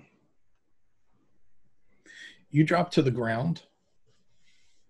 Okay. In a matter of seconds, not sure how to explain it other than it's as if your body just went through a growth spurt and you basically just grew about 3 inches in a matter of seconds. Okay, so do I add something to my size? Yeah, matter of fact, I will. I'll go ahead and add 5 points to your size. 5. So when he was obviously keeping his eye on Samson, maybe saw him, he passed his dexterity roll. Could he maybe grab him on the way down so he doesn't collapse on the pavement? Let's say, Father, have you been drinking Gingold again? Samson. Go ahead and roll dex. I did. I passed. Oh, you passed. Okay, yeah. Yeah, so you managed to hold him up a little bit. I mean, he's still in pain, but at least... When I catch him, is he more ripped than he was before, or is he... do I feel him stretching under my arms? Yeah, there's a weird sort of... Is there a noise coming from the bones? Is it like that kind of violent? Probably not to that degree. But like when you catch him, you sort of get him back up on his feet again, and it's a noticeable, like, he's taller than what he just was a minute ago. I say, Father, your trouser legs are very short. Have they shrunk in the wash? I don't know. The pain came over me again, my boy. Samson, are you okay? Are you having a heart palpitations? I don't know, my dear. I just, it's horrible feeling, you see. What do we do? I don't know what to do. You actually, by this point, you feel fine. I'm all right. Let's come on. Let's carry on. Are you sure? Let's get this done. Are we in the cab or are we getting in the cab? That's what we were doing. The way I pictured it, you all were in the cab, and then he was the last one stepping in, and it was just as he was stepping in as when it. Now you say we're going to the police department. I suppose we should. What do we do with the baby? I've been patting it this whole time. It's burped like some kind of little monster. It smells horrid, as if it were weak old dairy. Should we perhaps consider returning it to its parents? But yeah, but then what do we tell her? It's not. Does Virginia tell us that the doctor said the baby wasn't Samantha? Do you, Virginia? Oh, it's something you all should know. While I was in there, the doctor could not, beyond a doubt, confirm that this was in fact Samantha. As a matter of fact, he said it's not. It's probably not. Samantha had hemophilia. That's where you bleed heavily, and when she cut her hand, she only bled normally. She didn't bleed to the hemophilia stage. What about the teeth? Oh, he said the teeth were quite strange. And the birthmark. Samantha doesn't have one. I definitely say we need to. There's no point in returning the child to the parents if it's not its parents. I think the best. We can't just take the baby and just take it away and not ever return it. Well, of course, my dear, but it's only been a few hours since we left their premises. They knew we were taking the child for a little bit, so and I think with what we've learned, we need to go to the doctors. Not to the doctors. Sorry, the old brain. We need to go to the police station, and we need to report that potentially this child is not. Indeed. And we need to, obviously we did promise the doctor that we would inquire about his his friend. What do we tell Amelia, though? I don't think we should tell her anything. We put the baby back in her possession for just a little while. It's not going to go anywhere. Look at it. It's got little tiny legs and can only barely hold its own. Yes, but someone has swapped the baby, and we were also attacked by a man who tried to take the baby. I think leaving it with those people is not the best of decisions, my dear. I'm starting to think. And I give her a very stern look. I give her a very stern look of, don't question your father. Fine, Father. We'll keep the baby with us. Very well. Can we have Louisa hold her for a little bit, though?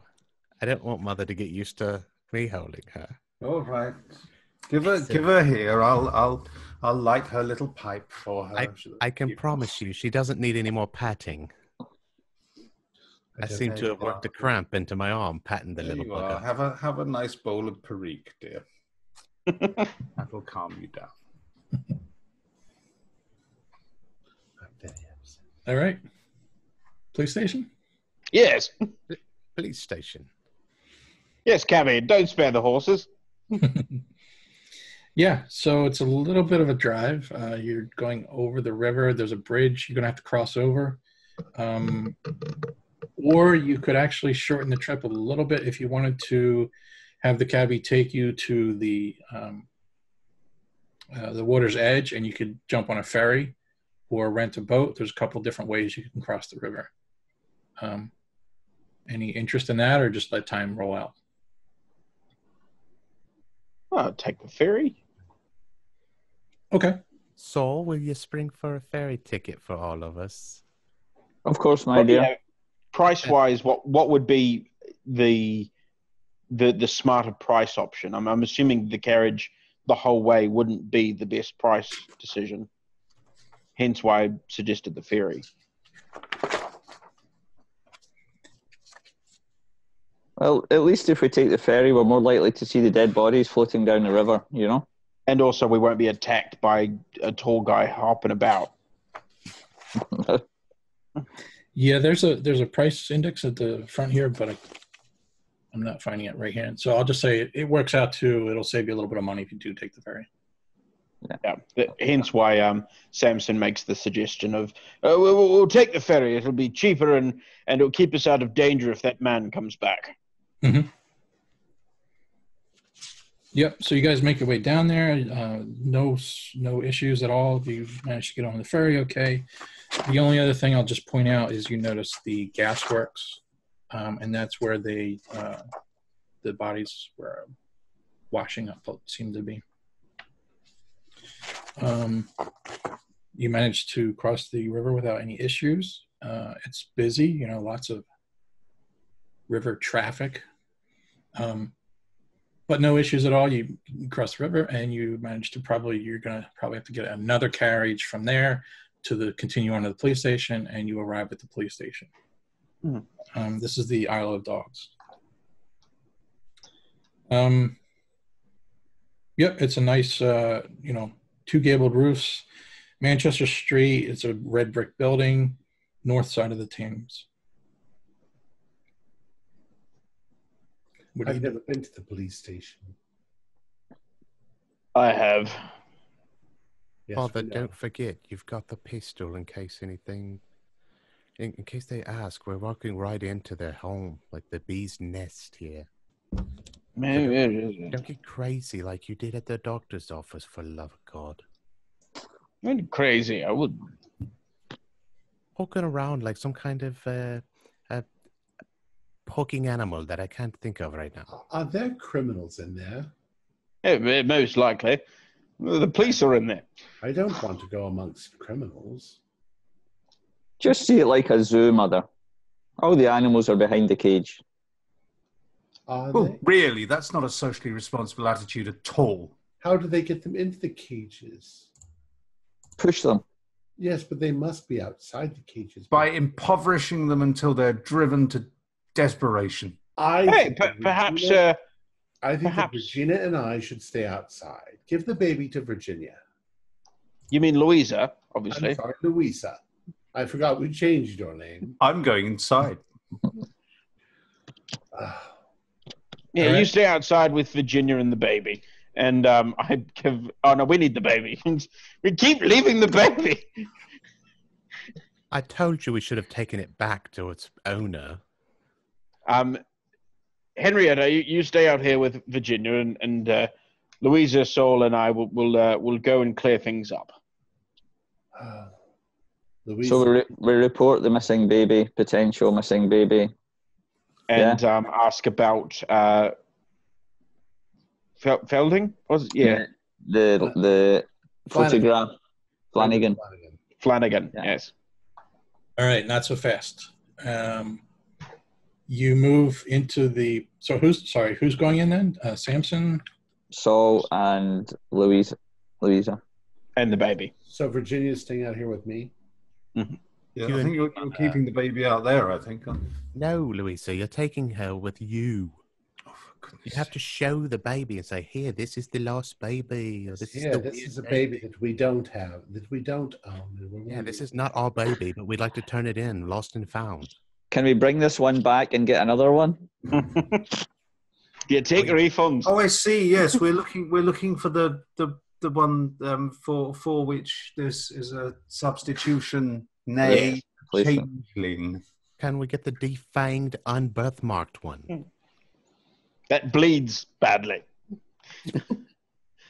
It's Yes, we'd like to exchange this one for a little bleeder. It's a busy, bustling police station. There's coppers all about, various riffraff, different degrees of processing, and it's busy, it's chaotic. There's a front desk. You're gonna have to approach the front desk. A guy barely looks up from what he's doing. Yeah, can I help you? Yes, my good man. We are here to report a body snatching. Okay. And he starts flipping through some papers and notebooks, and he says, have a seat over there. I'll contact Sergeant James Colbert, and he'll be right out to see you. We also have been asked to inquire about a missing person as well, and we were told to talk to a Colt, a Dr. Colt.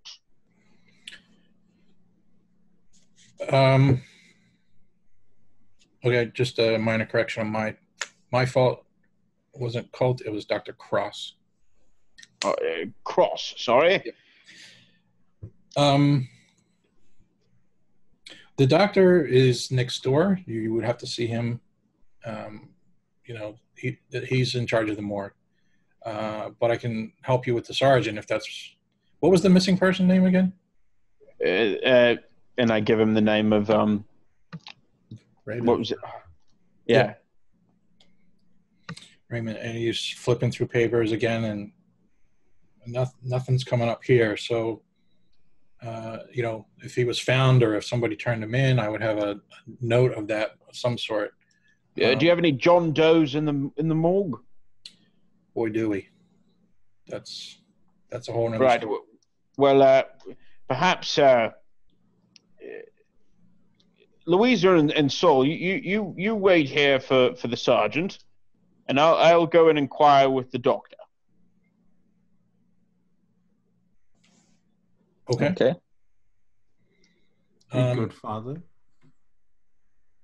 I'll say, Samson, you probably just have to go outside, so you'll pass Henrietta and Virginia. And I'll ask them. I'll say, you two come with me. We're going to have a chat with the doctor about his friend. The coroner? No, the doctor. I don't want to go amongst dead bodies. Well, I'm not leaving you out here by yourself, my dear. No, Mother. This would be the pathologist. The coroner is at the county court, I believe. Well, I still don't want to go amongst dead bodies. We won't go into the morgue, my dear. They're dead. They're not going to hurt you. I work with them all the time. But, and I lean over and I take Henrietta's arm and give her a kiss on the cheek and say, "It's all right, dear. I'll keep you safe." Why would you do that in public? Because I love you, my dear. But Frankly, my dear, I don't give a damn. Mother, you frequently take tea with Mrs. Armstrong, and she's very nearly dead. That's true. All right. So I've left Saul and Louisa in waiting for the sergeant, and I've taken Virginia and Henrietta with me to the morgue. Okay. So I'm going to stay in the police building for the moment. So Louise and Saul, after a little bit of waiting, eventually you see the sergeant come out, and he says, follow me back to the office. I can take your statements a little bit quieter back there. And he leads you back through the chaos that's going on around you. There's a chair. He sits down behind his desk, and he's like, right, so how can I help you?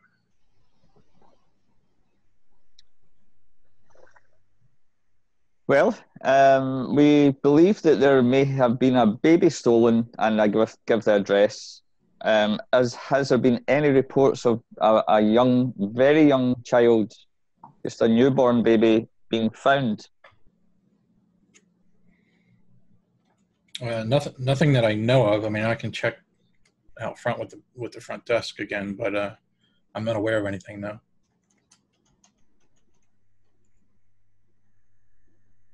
Well, that's disappointing. Are you the parents? You're holding a baby. Yeah, we're friends of the parents. Yes, we're friends of the owners of this one.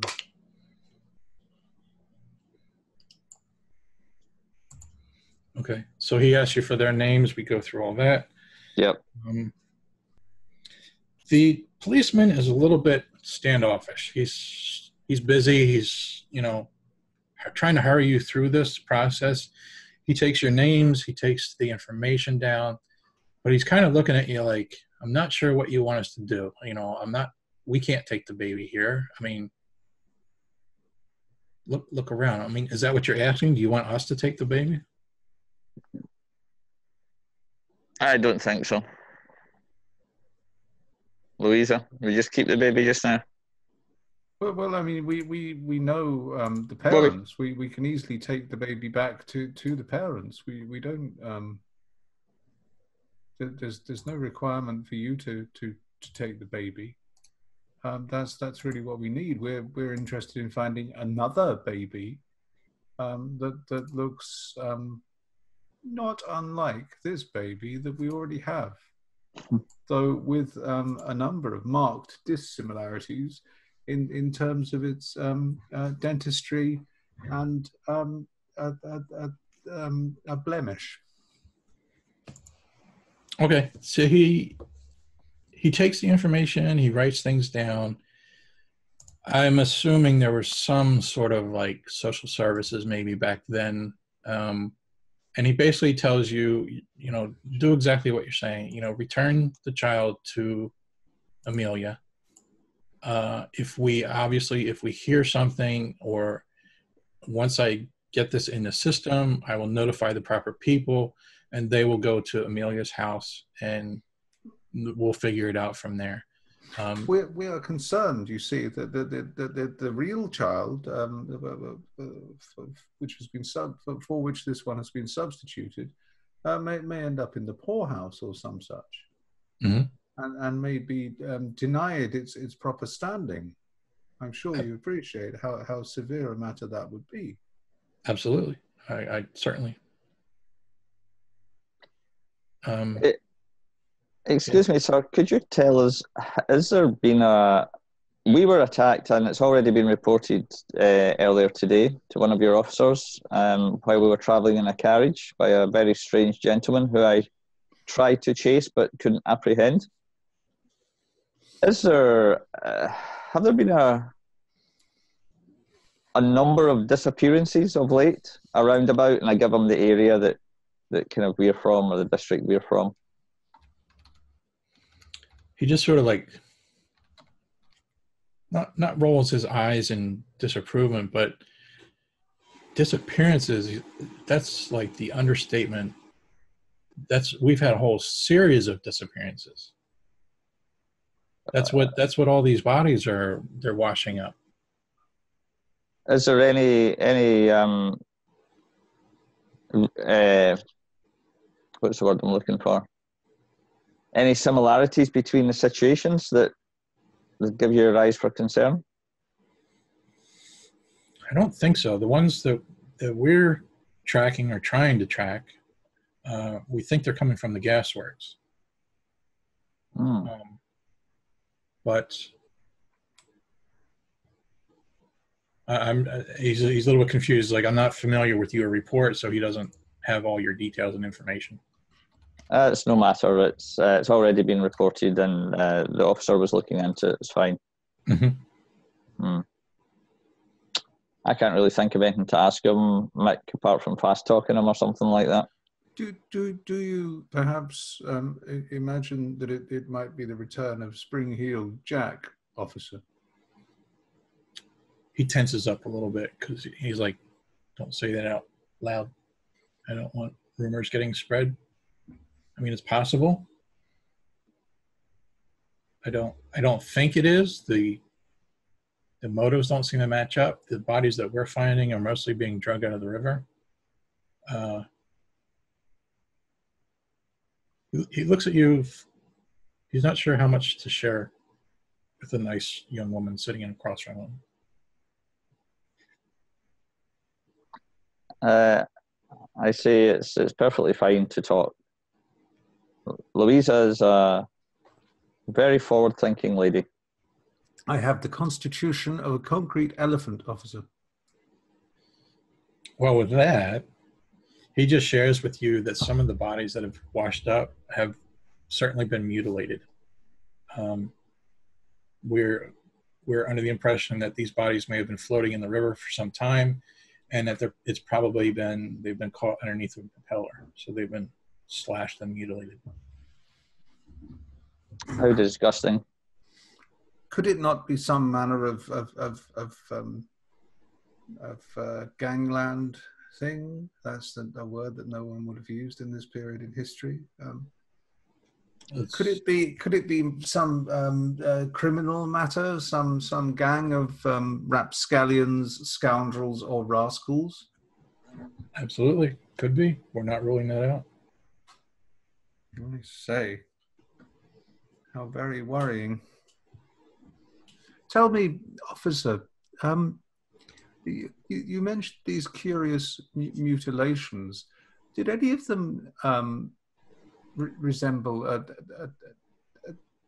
a sting or so forth? I'm told, you see, that some of the tongs, particularly the black scorpion tongue, are known to use the venoms and poisonous unguents. I don't have that information. That might be something you could ask the doctor. Oh, I see. I do apologize. It's all just it's also so very fascinating.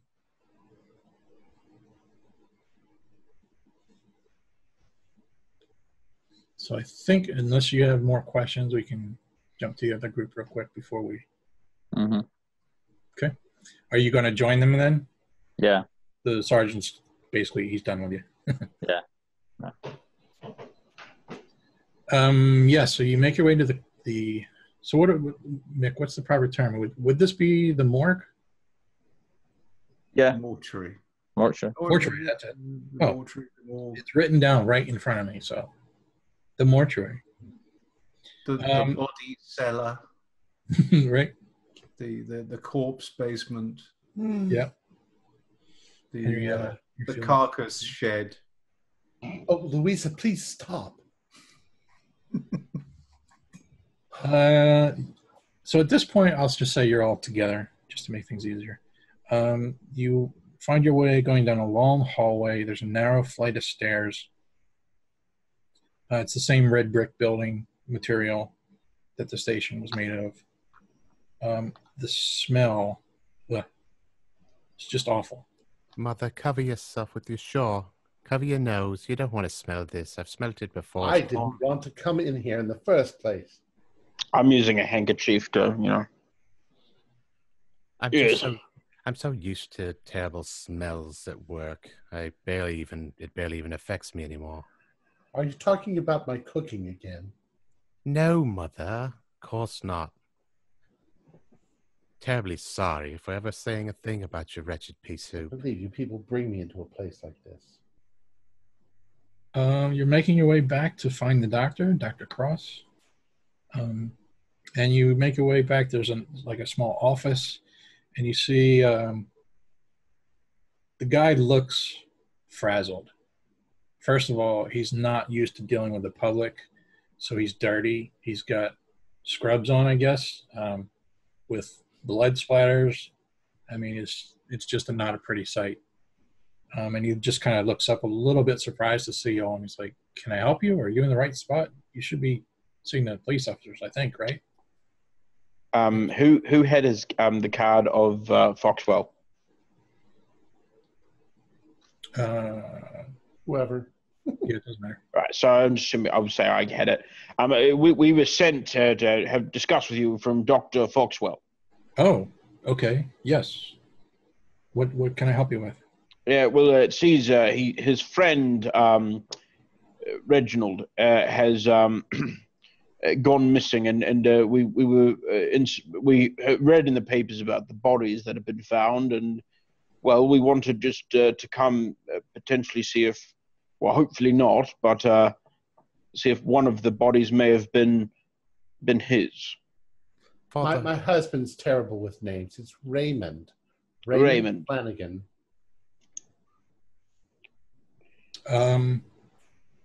He's a little bit, I'm not opposed to that. I mean, you've been referenced by the good doctor. I'm willing to let you do that. I just don't know if you know what you're asking. Well, here, we have a photo, don't we, of Raymond? Yeah, okay, sure. Is anyone looking of this? And I show him the photo. He looks at it and he just kind of shakes his head and he says, I apologize. At this point, they all look the same to me. They're all just numbers at this point to me. But you're free to look. I won't stop you.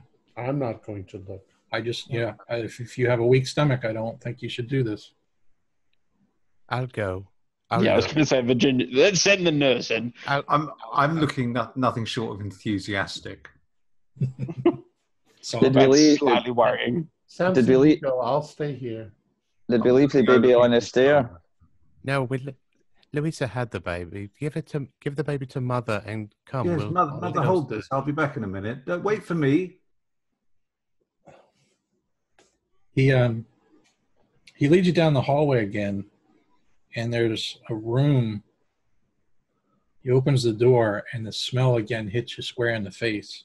Oh, it smells like Smithfield, doesn't it, down at the meat market? Oh, Louisa, you're Dreadful. so crass. In front of you are basically just bodies stacked one upon another. Okay, that's not what I was expecting. If you had to guess at an estimate, we're talking about 80 some bodies. Oh, 80. Yeah. How big is the room? I'm not digging through that. Are they all facing the same way, like a organized cordwood? It's been attempted to be organized, but they're stacked on top of one another, just like you said. Just Well, shall we start by asking the doctor then? How many of the bodies are men? And what proportion of them have moustaches or beards? If we can separate them into beards and moustaches, and I doubt that I'm sure there are some without either children. They would be, wouldn't they? Or any with wounds similar to that resemble stings. he sort of like washes his hands at this point. He's like, I'm sorry, I just don't have time to go through all these. You're welcome to search. But what you're describing, I don't know. I'm just trying to process as much as I can. Are they in bags? They're in burlap bags, most of them. Well, this is the dirty part of being in the medical field. Oh, Saul's disgusted. He leaves the room. I'm taking the baby out of this place. There are diseases here. Well then, Virginia, it looks like it's just you and I. Shall we dig in? I roll up my sleeves and I go, well, I suppose someone's got to do it. I've seen worse things in the war, my dears. Is there any way I could do a Eyes spot down for a full hidden? house. Can I do a spot hidden and maybe get lucky and see his head sticking out of a sack? Or Hold something. that thought until next time. Yes, I was going to say we've got the break, so we can. But here's where I'm going to send it. So basically, we have Samson, Louisa, and Virginia down with the bodies right now, right? The doctor, the morgue, Dr. Cross, he's left you to do what you wish. Louisa and Virginia, could you each do a spot hidden?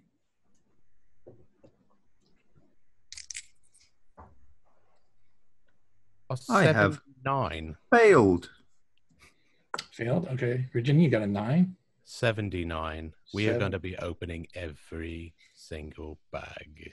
Oh, buddy. No, what I was going to say is, Samson, the first thing you notice, well, you know what, do a spot hidden. We're counting on It's all you. riding on me now, is it? I got 100. Okay. You're looking. The three of you are sort of standing there looking at all these bodies. You're trying to, Louisa, you've already hit upon some methods that might help you save a bit of time. Maybe organize them by sex, or the women on this side, or you know what you're looking for. So there's a certain amount that you can do that with. But Samson, you're just about ready. You're rolling up your sleeves. And suddenly, it's as if someone just turned on the lights in the room. Everything just got very bright for you. Father, what's happening? Oh, it's very bright in here, isn't it? Nothing's changed, Father. Nothing's changed. Of course it has. They've turned up the gas lights, haven't they? Are you having a spell again? Don't be preposterous. Is there any pain or anything like that, or it's literally just gotten bright? Yep. If I look back down the hallway, is it bright there? Yeah. Everything's just gone very bright. Louisa. Is it sort of hard to look at, like sunlight, or? Just about. I mean, you're still, you're underground at this point, so there's still, gas lights, I guess. Mm. But yeah, it's almost as if somebody just turned on about 4 more gas lights in the area, or opened a window and let the sunlight in. I don't know. How bizarre. Something's not right, my dear. I fear that this wound this scallywag has given me is doing things. We need to get to the bottom of this quickly. Let's see if we can find anything. If you find anyone with the same markings as my wound, let me know, girls. And the last thing you see, Virginia, is you look over at your father. You're looking at him a little bit closer now that he's talking about this. You can see that his eyes, his pupils are completely dilated, right? Like when they get big.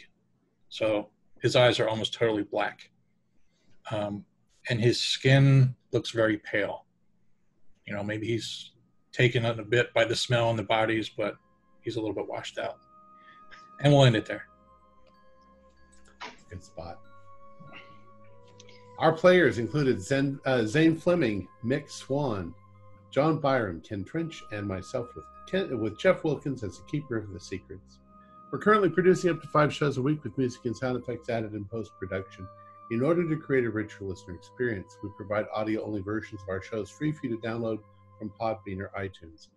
The cost involved with the show is provided almost entirely by our patrons. Without them, we wouldn't be able to do what we do. If you'd like to become a patron, visit our Patreon account. Just $1 or $2 a month helps us a lot. You can find a link in the description below. Like, share, and subscribe to our channel and punch that bell icon for updates on our latest shows. And leave us some comments. We enjoy reading them and answering any questions you might have. This is Tom Rayleigh, together with all the members of our gaming club, inviting you to journey with us once again into the darkness for another adventure into the universe of H.P. Lovecraft and the Call of Cthulhu role-playing game. Until next time, good luck, good gaming.